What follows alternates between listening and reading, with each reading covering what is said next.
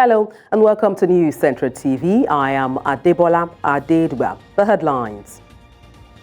Organized labor in Nigeria set to shift ground on proposed 1 million naira minimum wage. Libya celebrates 13th anniversary of its revolution. African swine fever outbreak in South Africa confirmed. And details shortly.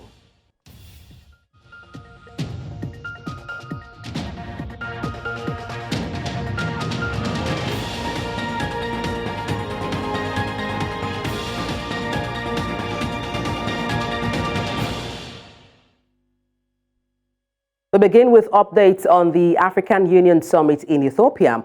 Nigeria's President Bola Tinubu says Africa must forge partnership that transcend borders and sector, leveraging on collective expertise, knowledge, resources, and the private sector to address the complex challenges confronting the health sector.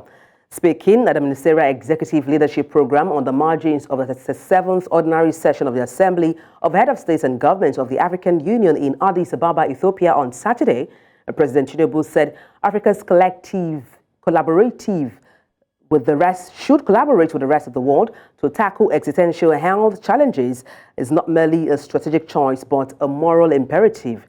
The president, who was appointed as the AU champion for the Human Resources for Health and Community Health Delivery Partnership, said the challenges confronting the continent are too complex and multifaceted for any one entity to tackle alone.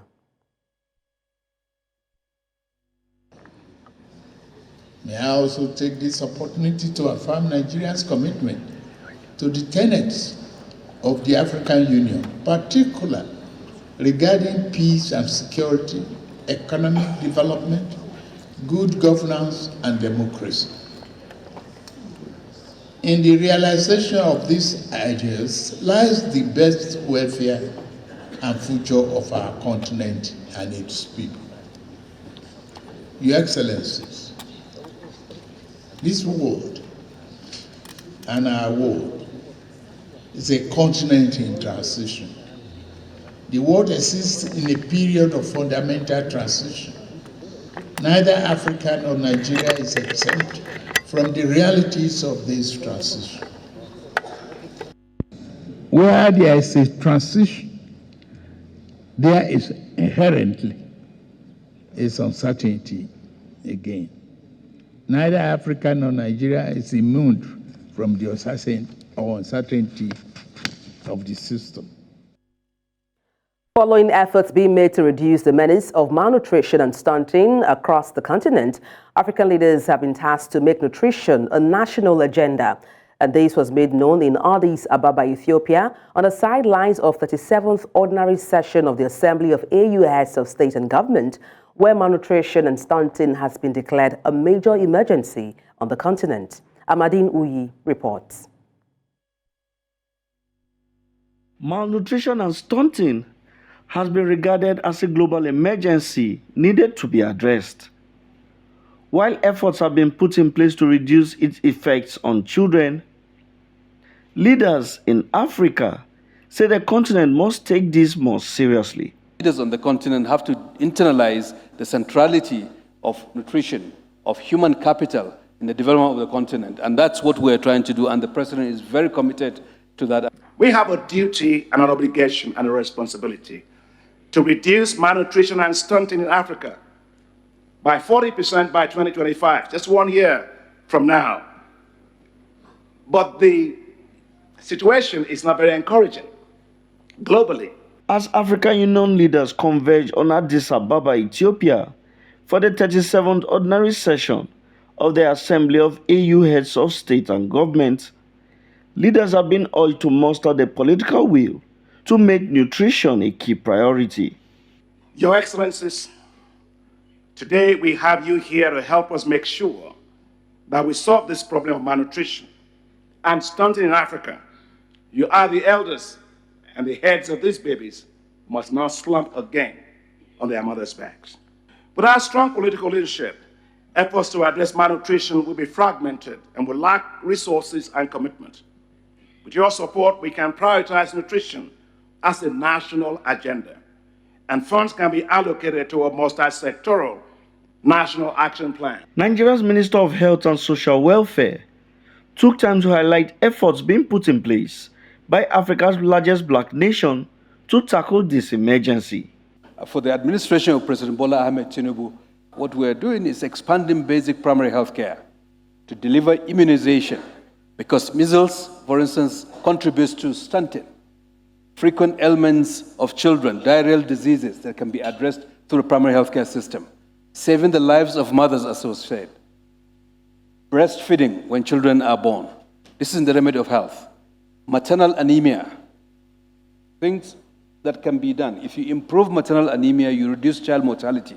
In a bid to champion efforts aimed at reducing malnutrition and stunting on the continent, President Bola Tinubu has been appointed as the African Union Champion for Health. In Abuja for News Central, I am Amadine Uyi.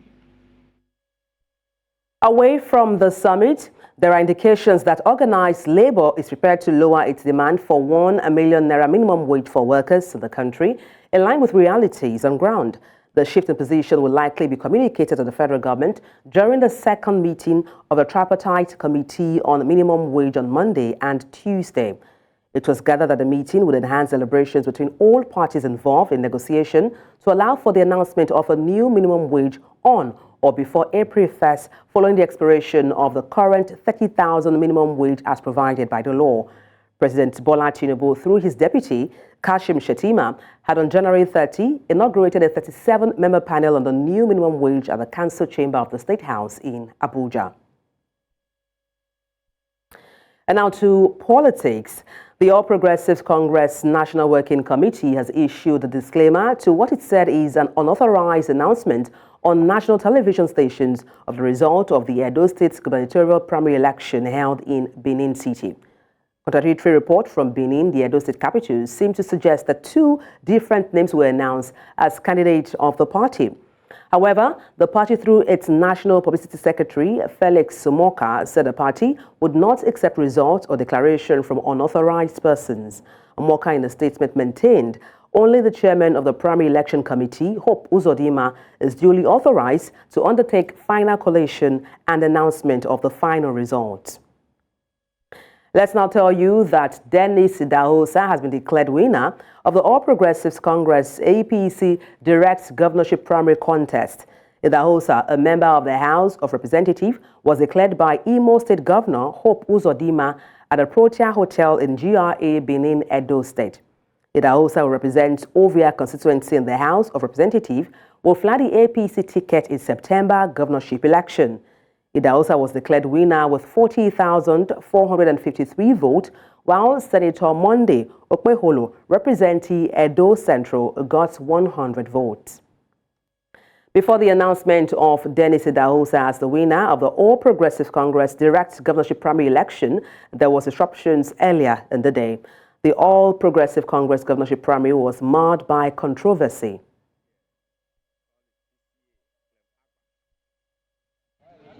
I have a bleeding lip and, well, some blood stains on my body, but we're fine. Unfortunately, some of our equipment damaged, our tripods damaged. Let me have the other part there. And then, well, I say we are even lucky. We're luckier than some others. There was a journalist from NTA who was being brutalized. Demola, camera operator, had to run into one of the toilets with another engineer from TVC. And then somebody from, I think, Arise had his laptop broken. His laptop was smashed on somebody else's head, as a matter of fact. But thankfully, we're safe, we're good, and most importantly, we're alive.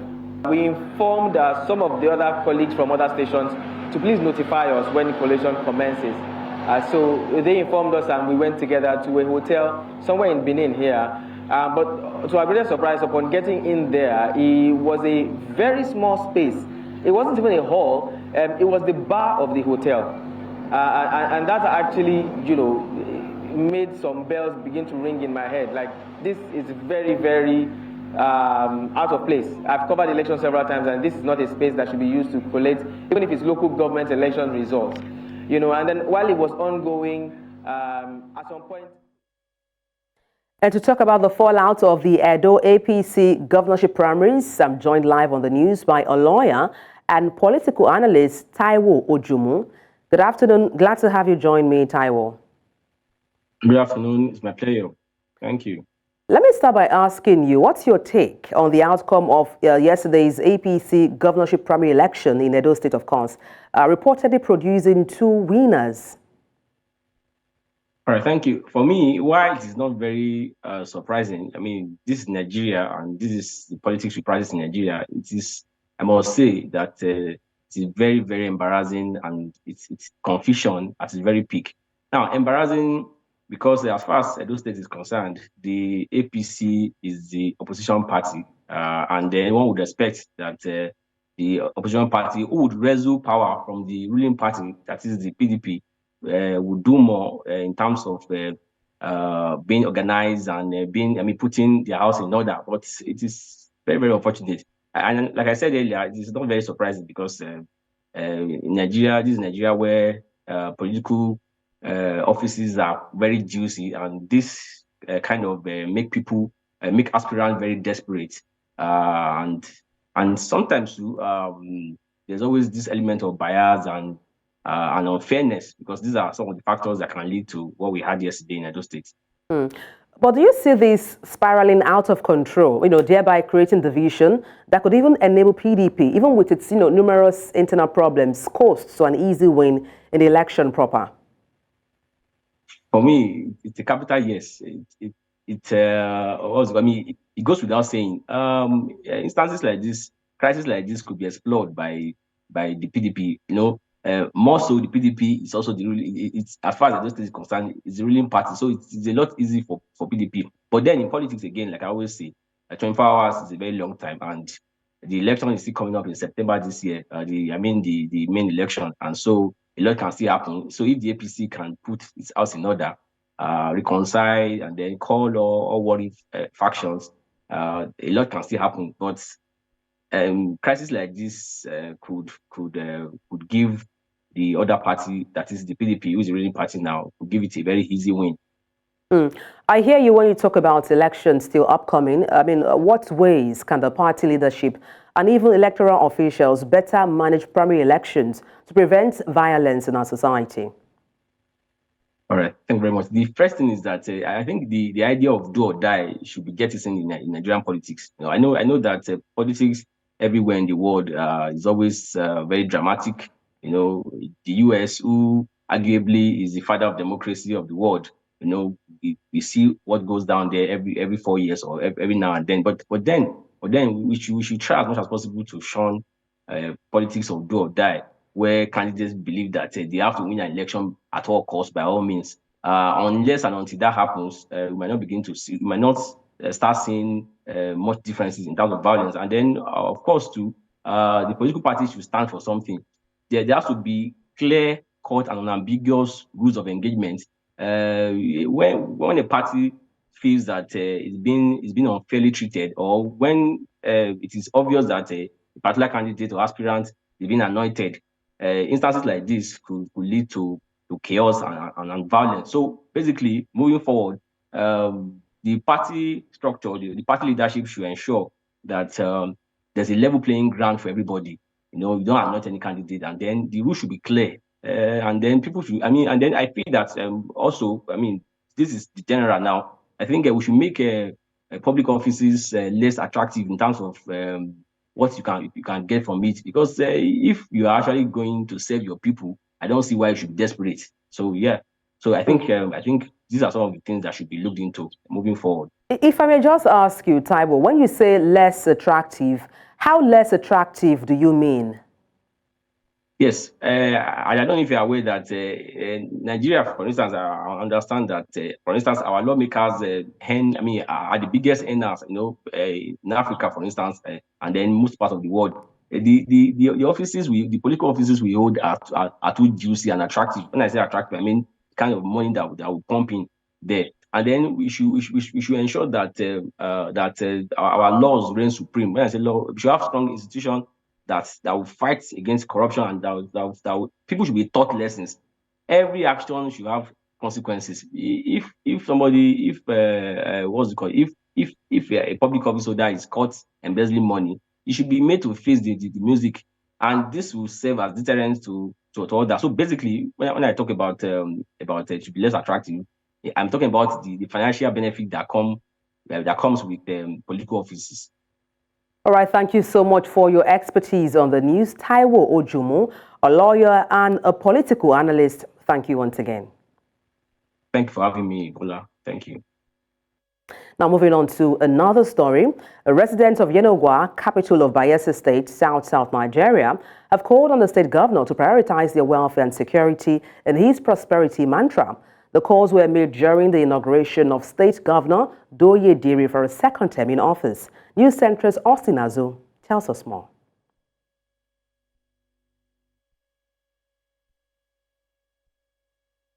During his inaugural speech, reassured residents of the state of consolidation of his first tenure achievement, accelerated development of the state through human and capital development.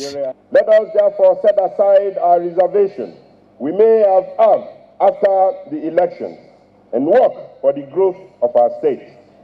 We must remember that meaningful and lasting progress can only be achieved when we work together. Some respondents who spoke on their expectations from the government want permanent solutions to epileptic power supply and lack of potable water supply in the state capital.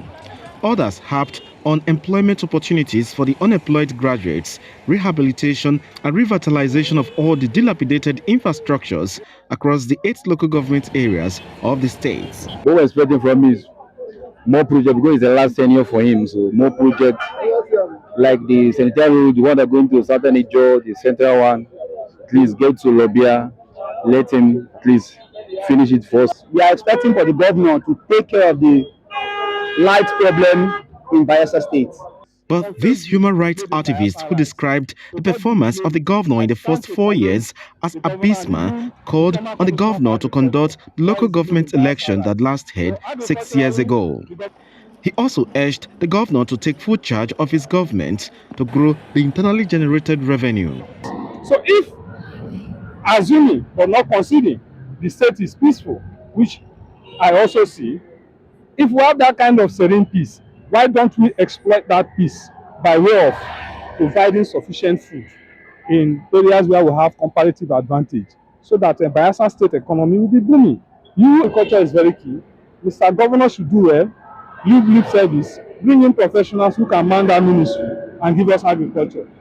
Executive Director of Good Governance for Grassroots, who drummed support for the governor, also wants him to tackle farmers and herders' clashes in the state to guarantee security of lives. We want Bayelsa to support the government, the second phase of this government, by providing the platform for the governor to achieve and provide what is meant to the citizens of Bayelsa State.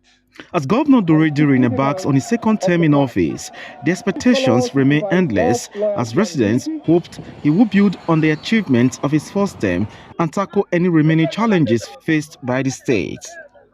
In Yenegwa for News Central, I'm Austin Azu. You're watching News Central now. Let's take a short break. Stay with us.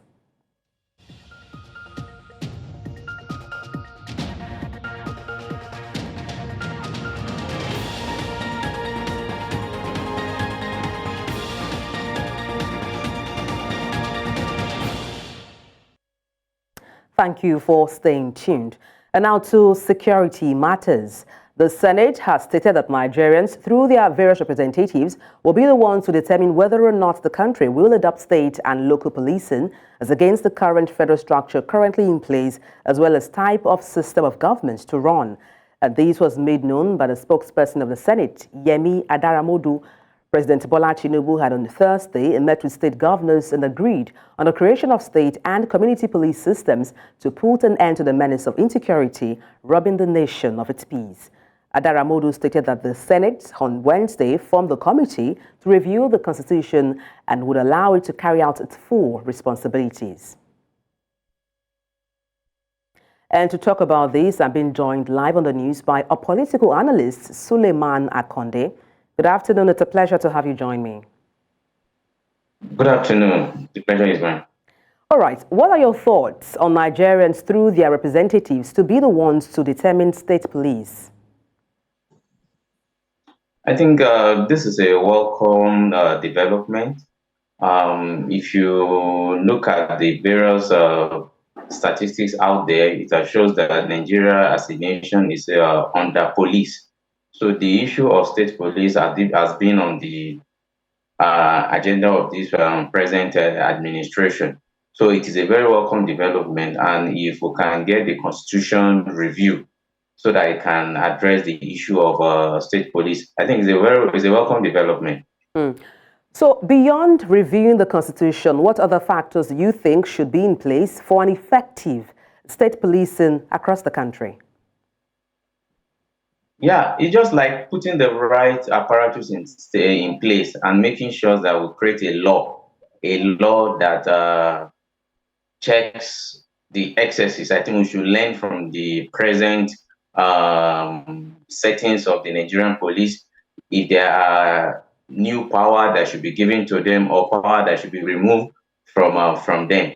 So I think that's the law. And I'm also of the advocate that this law should be a kind of a law that is people-oriented, that's originating from the people, which I believe the Senate will take into consideration by conducting a public hearing, among others, and also seek people's opinion. That is from the traditional community, civil society organization.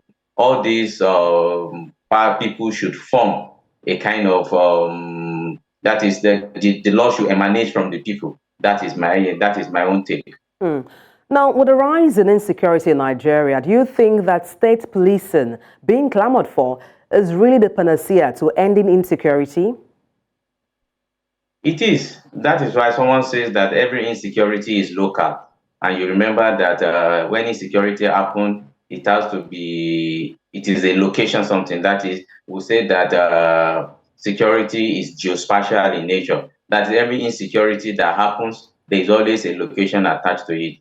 So the issue of state policing is very, very, very welcome. If you check the advanced country of this world, which we have clamored to be the Senate climb, look at the United States, for example. Almost every state in the United States have a state police, whereby the FBI now serve as the federal police. So the idea can also be replicated down here, whereby you have the Nigerian police force serving as the federal policing. That is, they come to complement the effort of the local police down to the local government, which is known as county in other part of the world. So it's a very welcome development, and I think there's also a school of thought that believe that the idea of state police can be abused.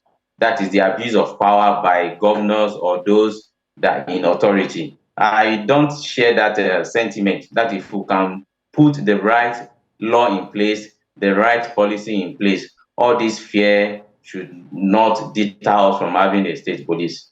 Well, some will argue that, beyond or besides state policing, we still have issues to contend with in terms of insecurity, like technology, police welfare, and of course, with regards to the political will of the government. What do you make of that?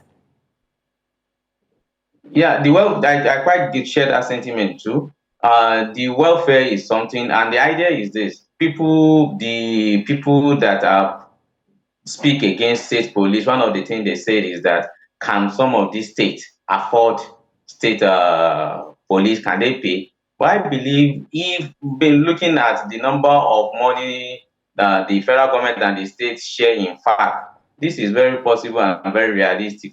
We're not saying that while recruiting the state police, every state should take more than they can cater for. That the state should consider their capability and their budget in recruiting this state policing. And also, there's also an angle that could come in whereby you can even start on a kind of let people start do that as a voluntary call, whereby they join willingly. Then you can use other means to enumerate them. I believe they will have a way around it.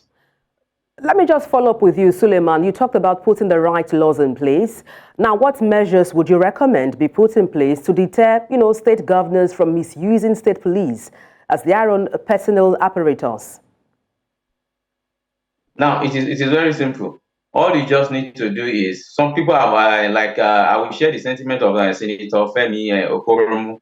He said that people that have argue that the governors will abuse the issue of state policing. They now say, why not let us share the abuse so that the abuse will go around. That the same way you cannot say the president will abuse the fact that the Nigerian police force is directly under the purview of the federal government. I don't share that sentiment. All you just need to do is, when you have the right law in place, that is, if any police or any security agency abuse the law, let us have the right law in place, and we'll take them up into the necessary court to either jail or try them. So let us get the law right, and when we get the law right, whereby the abuse of law, the use of excessive force, among other things, will be checked. That is why I say, right from where the law will be created, let it emanate from the people. That is, let us have a public hearing whereby traditional institutions, civil society organizations, youth, students, among others,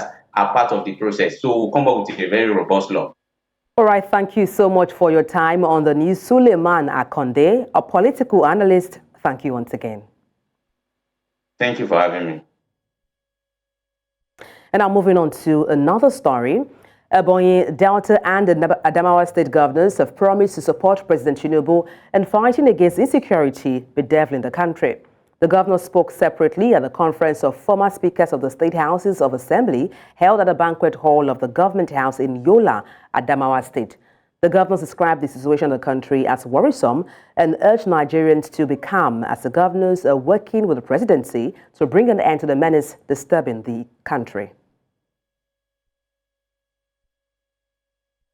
The biggest threat to its consolidation are not the traditional democratic indicators of freedoms and conduct of free and fair election, but the existence of peaceful coexistence. We must all play a role in this respect. We must work boots on to combat the menace of insecurity and engender a peaceful polity. We must douse tension in the land and deal away with all triggers of conflict. We must appreciate each other and convert our plurality into strength. We must champion the stability of the polity and the delivery of good governance at both the national and subnational level. What I am seeing today surprised me, and I'm very grateful to God that is coming from the former speakers. We have been the chief servants. All of us here have been chief servants of various states. Chief servant in the sense that we serve two masters at a time. You serve the people, you serve the governor, you serve the governor's brothers and the wives. So because we are like twins, we work together. We don't also look at the issue of party. Because people have come here now, this is a PDP state. And on the same flight, the governor of Ebonyi and the governor of Delta State, Ebonyi was APC, Delta is PDP. We flew together here. You can see that we're not talking about party. We are talking about the forum, how the former speakers. The Oyo State Police Command in southwest Nigeria has arrested two suspects who specialize in using human heads and other vital organs for ritual purposes. The two men were arrested with human skull, which the police said was cut off from a freshly exhumed corpse at a cemetery in the Shaki area of the state. The Oyo State Commissioner of Police, Adebola Hamzat, said his officers also arrested the suspected killer of a retired permanent secretary in Oyo State, Olaito Benle. Mrs. Benle was gruesomely murdered by the suspect at her apartment in the Akpata area of Ibadan on the 10th of November 2023. Retired permanent secretary who was brutally murdered in her apartment around Agbede Agbofiati community, Akpata area of Ibadan on 10th of November 2023, just bringing closure to one of our intricate high-profile cases for 2023. The two vehicles and a generator stolen from her after being killed were recovered, while 5 suspects were who jointly participated in the killing of the deceased were arrested by men of the Command Monitoring Panel. We went there to go and rob her. So after we robbed her, because he knows the person that took us there and the security have seen the person, that is why. The person that took you there, how did the person get the information? Who is the person? He's the person that you have spoke with for the first time because he stays around in that place. Operatives of the National Drug Law Enforcement Agency have intercepted a large consignment of loud, a synthetic strong strain of cannabis imported from New York, United States of America. The 60 bags of the psychoactive substance, weighing 33.5 kilograms, was concealed in a giant loudspeaker stocked in a consolidated cargo. And this was contained in a statement by the Director of the Media and Advocacy of the Anti-Narcotic Agency, Femi Babafemi, on Sunday. He said at least 3 suspects, a freight agent, Akeem Afiz, logistics company manager, Babalola Ayodeji Boyega, and the receiver of the consignment, Taiwo Olusegun Oluapo, have been arrested in the follow-up operations between Thursday 15th and Friday 16th February 2024. The issue of educational qualifications of persons seeking leadership positions in government has once again been brought to the front burner in the Nigeria's House of Representatives. While many citizens are yearning for effective and efficient leadership in the face of current economic challenges in the country, the House of Representatives once again debated on the bill seeking to change the minimum requirements for persons vying for the office of President, Vice President, and members of the Federal Parliament from first school leaving certificate qualification to the university degree or its equivalent. Marvelous Obomano tells us more. It's not the first time such a bill seeking to amend the educational qualifications of persons seeking to contest for political positions in the country is being proposed on the floor of Nigeria's House of Representatives. Many say the failure to deliver governance in the past can be related to the quality of education obtained by the candidates and lack of ideas available to tackle current challenges in the country. Recently, the House of Representatives was divided as a lawmaker proposed a constitutional amendment bill seeking to upscale the educational qualification of whoever that is going for an elective or appointive position.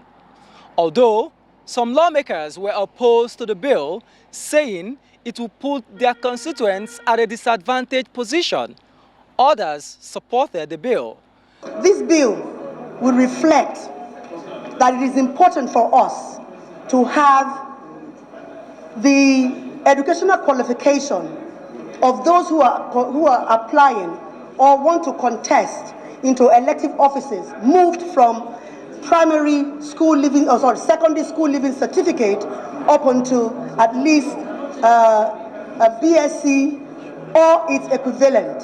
If you don't have knowledge of the position you occupied, you cannot display or discharge efficiency on that positions. And they must attain this level of degree before they occupy these offices. I cannot believe that in this modern age, some people would oppose and say no education. If you're going to be a president or vice president, or you're going to be a governor or deputy governor of this country, you must have a university degree. Some lawmakers raised the issue of affordability, disagreeing that mastery of leadership skills cannot be determined by a person's educational qualification. I know for a fact, and we all know, that your leadership quality is not determined in any way by the level of your educational qualifications. We were privileged to go to the university. For less privileged people, it is not their wish that their children were not to be able to obtain university certificate or age equivalent. While the debate continues on the floor of the House, the question on whether the arguments for and against this position is substantial enough to guarantee its passage is left at the discretion of lawmakers. For now, this bill is stepped down with the leave of the House. Though the bill was stepped down by the House, fundamental questions will continue to be asked relating to the quality of ideas Nigerian leaders can bring to the table. In Abuja for News Central, Marvelous Obomman. The first university to be established in Nigeria was the University of Ibadan in 1948, though as a College of University of London until 1962, when it assumed the status of full-fledged university. Ever since, university education has expanded, evolved, increased in number, but has witnessed several hiccups that usually affect the standard, even as several private universities have been founded. News Central's Chiwo Gele in this special report x-rays the problems and concerns of public universities and the reasons for proliferations of universities. May 1999, when Igbenedion University Okada, Edo State, got licensed as the first private university to be birthed in Nigeria, there were only public universities owned by either the federal or state governments. People made choices of tertiary education based on their courses of study. According to the National University Commission's records, by the end of 2023, there were a total of 148 private universities owned by individuals or faith-based organizations. The National President of Academic Staff Union of Universities, Professor Emmanuel Osodeke, took a swipe at the private universities. Who are those teaching in this university? Have you gone to check?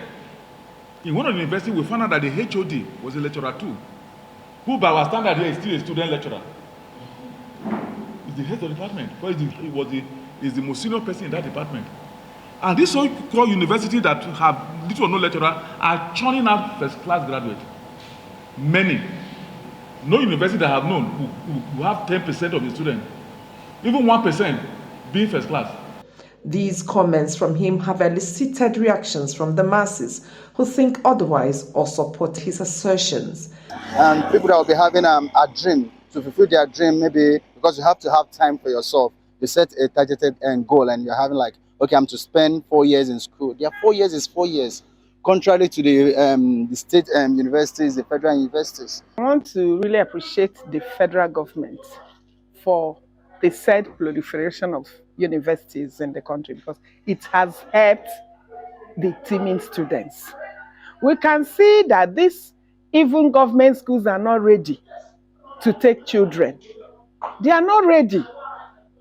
So it's better you get admission in a private university, you run away from the strike, you run away from cultism. And these private universities cannot even operate on the standard of the university system. They use any kind of level of lecturers to teach in some of these private universities. It is, however, not the existence of private institutions that threatens the public ones, but the perpetual neglect of facilities in these institutions and poor funding by the government over the years. So there's need for these public universities to come of age, so that they can compete favorably with other universities in the world. And because of the shortfalls in these public universities, that's why you see the offspring of various private universities. The government seems not to realize that our education system is going down the drain, because the facilities are nothing to write home about. The students are not comfortable in their classes. You can't go into the laboratory and do common basic practicals. And it's a problem because, you can't churn out graduates that don't have practical exposure to the courses they read. What is the major reason for the proliferation of universities? When you put into consideration the strikes, and me and you will know definitely how many times the student goes on strike, and it affects them individually. But when you check the private universities, these people are constantly on section. Private universities, let it function. Then let them reduce the amount of payment, because there is a lot of strikes. To watch right now, there is a increment on school fees and in a public university. And if such happens, it results to strike. And the only avenue for people to continue education is a private universities. Most times they don't back on strikes. Nigerian people started, patronizing those private universities, because now they can say if your child is meant to do a 4-year program, it's guaranteed that that child will run that 4 years program in the private university and come out. When you look at vocational educations, those people who go into skills like shoemaking, all those sewing, and all that. They will survive in life when they get their skill. Also, in this same university now, we have what we call entrepreneurial studies, where these skills are also taught and enhanced. So university education is important. I can't see it any other alternative. For the average Nigerian, what is important is the quality of what is offered to the child while in school and what the child is able to achieve after school. In Omaya for News Central, Chinwe Ugili. And coming up, Libya celebrates 13th anniversary of its revolution. We'll bring you details of these and more after the break. Stay with us.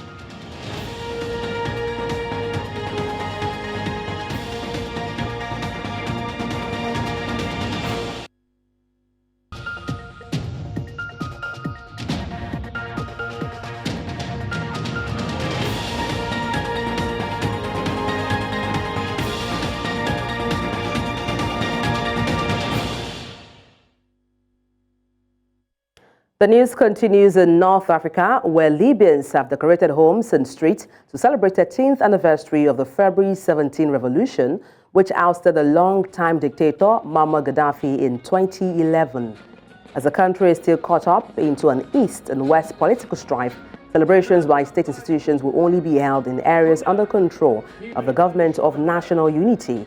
This year's anniversary comes as the date is set for taking Libya to elections keeps getting pushed forth to further notice. And while Libyans have enjoyed a life without the military rule of Gaddafi and his henchmen since 2011, so many Gaddafi-style individuals got in the way of fulfilling Libyans' aspiration for freedom, civil state, and democracy.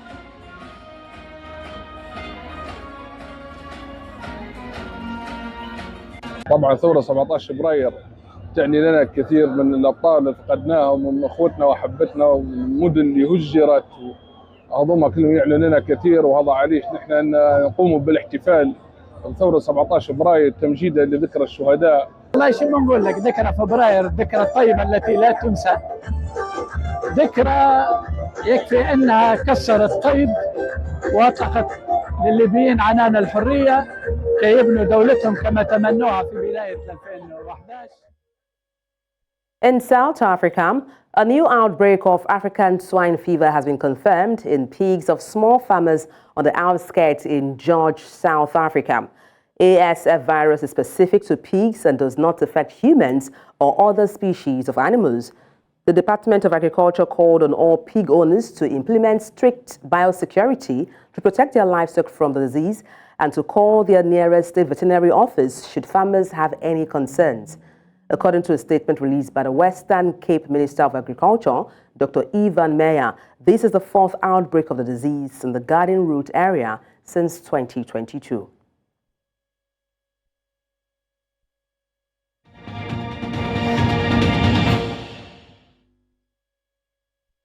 Former U.S. President Donald Trump rallied in Waterford Township, Michigan on Saturday. He spoke about the outcome of his fraud trial in New York City, a day after a judge said he would have to pay for inflating his assets to receive favorable loan terms. According to the second-time presidential hopeful, the case is complete and total sham.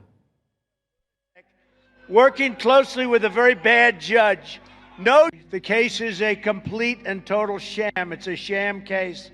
There were no victims, no defaults, no damages, no complaints, no nothing. There was nothing. This is merely an election interference ploy by a crazed lunatic attorney general. Did you ever see this attorney general? She's a lunatic working closely with a very bad judge. No jury was allowed. I wasn't allowed a jury. These people, they're not looking for justice. They only care about how to stop crooked Joe Biden's political opponent, that's me, and how to inflict as much pain as possible. But here we are. They've been doing this for 7 years, and we won, we won twice. And now we're going to win a third time.